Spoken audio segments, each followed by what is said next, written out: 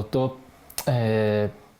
proyectos, digamos, más importantes en que estoy trabajando ahora son la novela La Fuerza de Jaime Martínez.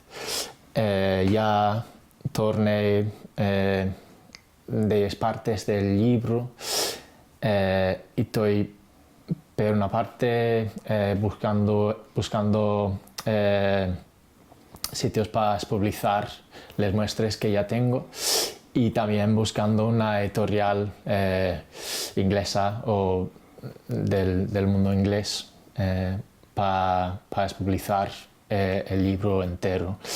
Y también estoy trabajando en la torna de la colección de poesía El libro póstumo de Scheherazade de Raquel Menéndez.